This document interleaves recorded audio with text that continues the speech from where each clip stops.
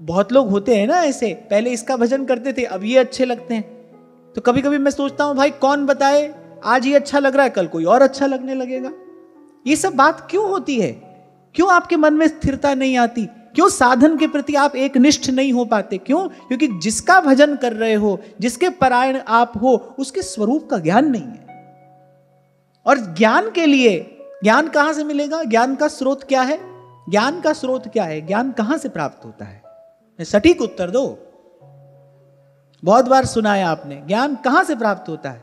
जैसो चंदा उगवे सूरज चढ़े हजार, एते चानन होया गुरु बिन घोर अंधार।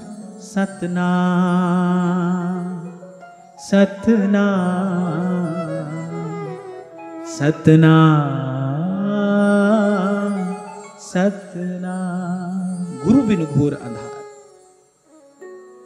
कहीं से कुछ भी प्राप्त हो जाए भाई, पर अज्ञान के अंधकार को तो गुरु का वचन ही दूर करता है। महामोह तम पुंज जासु वचन रवि करहि निकर। ज्ञान प्राप्त होगा गुरु से।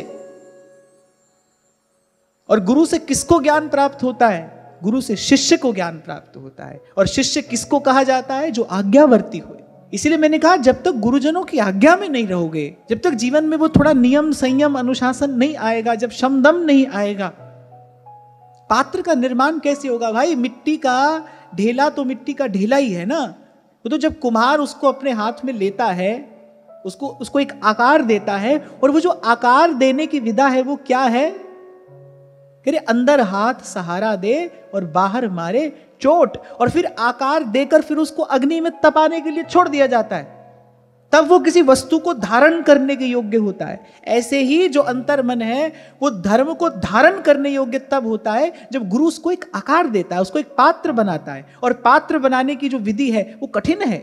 उस रास्ते पर कोई फूल नहीं बिछे हैं, कोई मखमली बिछौना नहीं जिस पर बैठकर और आप ज्ञानी हो जाएंगे। बड़ी कठिन है डगर पनघट की। संतों ने कहा है भजन ना हुई खेल खिलौना।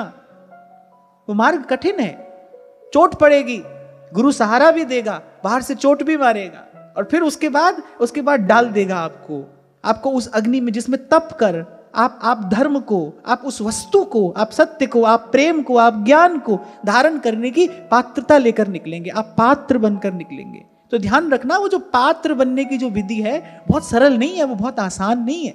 हाँ, पर एक बात मैं अवश्य यहां पर कहना चाहता हूं, जो अपने मन में ऐसा पवित्र संकल्प कर लेता है, जो कर लेता है भाव से अपने गुरु के चरणों में समर्पण, फिर गुरु संभालता है, पग पग पर संभालता है, गुरु संभाल करता है। गुरु माता है, गुरु पिता है। वो माता भी है और वो पिता भी है। माता की तरह वो जन्म भी देता है, पोषण भी करता है, और पिता की तरह वो रक्षण भी करता है। फिर गुरु संभालता है। जब कोई एक बारी पवित्र संकल्प करता है कि भाई अब ये जीवन गुरु चरणों में समर्पित है, जब किंतु परंतु न रह जाए उसके बाद। कल ही शायद किसी माता ने प्रश्न किया था कि कभी भजन करने का मन होता है, कभी भजन करने का मन नहीं होता है। अब मन के लगे रहोगे तो भाई ये तो ऐसा ही होगा और अंत तक ऐसा ही चलेगा। इसीलिए कभी मैंने आपसे कहा था कि भजन क्यों करना है? क्योंकि गुरुजनों की आज्ञा है। गुरु की आज्ञा पालन करने के लिए भजन करना है। इससे दो लाभ होंगे, भजन तो होगा ही, साधन तो होगा ही, और गुरु की आज्ञा पालन का प्रसाद भी मिलेगा।